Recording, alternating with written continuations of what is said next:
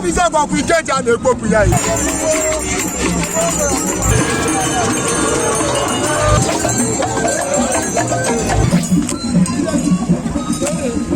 Ebe anyị nọ kịta bụ na Imo State Ikeji festival Arondizogu na Imo State. Unu n'anya unu ya afụ ka esi adị. It's all about culture and tourism. We at the big solution, we promote culture and tourism. In fact, have you seen this kind of thing? One nke bụ eziokwu bụ na ilu ndị mmadụ ha metụ mbọ. Ị na-anya ya afụ ebe ndị mmadụ ụmụ mmanwụ niile ihe niile na-eme. Enidi ọka akọlụ ga akọlụ. Ebe ọ bụla ị nọ wee na-esonye anyị. We are reporting live from Big Solution. I na say don't touch the dial, don't cut it. Keep tuning, keep watching. Thank you very much.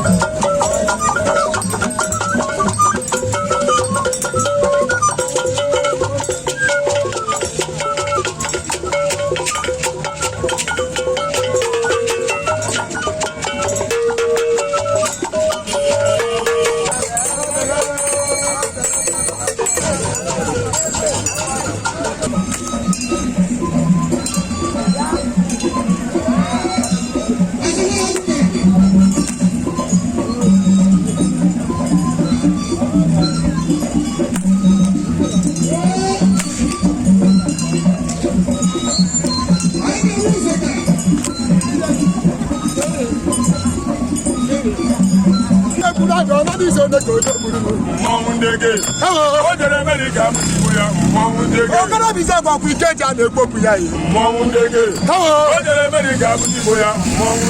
Arondizogu kwa mmanwụ na-ekpopu ya yi. Ọnọdụ kwuru aja Arondizogu na-ekpopu.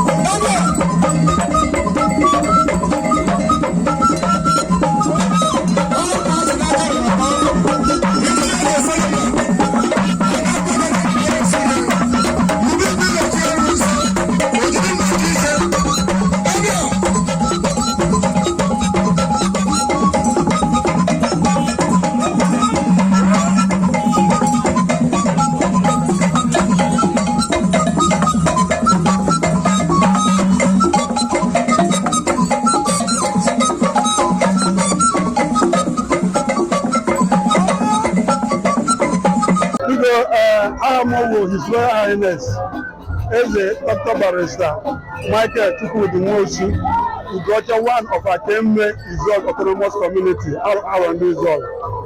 Here I member today with the celebration of Ikeji. Ikeji was a festival and then this or an ancient festival.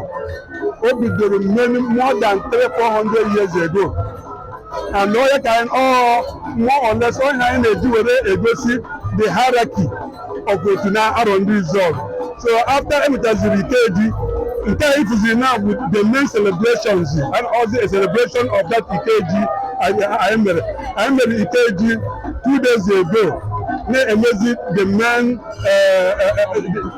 the funfair of that Ikeji, while I was in charge, I remember now. But the main Ikeji will the hierarchy in Arondizuogu.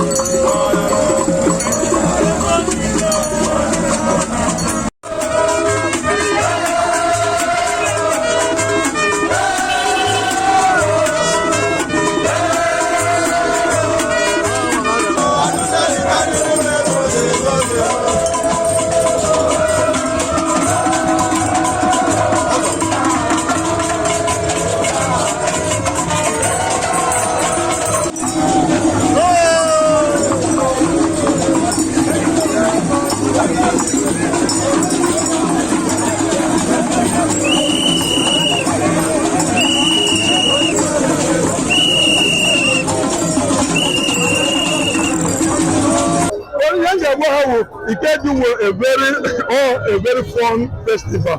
I may enjoy. The world may enjoy. All our neighbors in our diaspora may enjoy. All when we get together, and our friends, our neighbors, people need it. And let's celebrate here. Let me enjoy. And people never be now and entertain. So we welcome our neighbors, we welcome our friends, and we welcome our family members. All that with the essence of Ikeji. Thank you very much.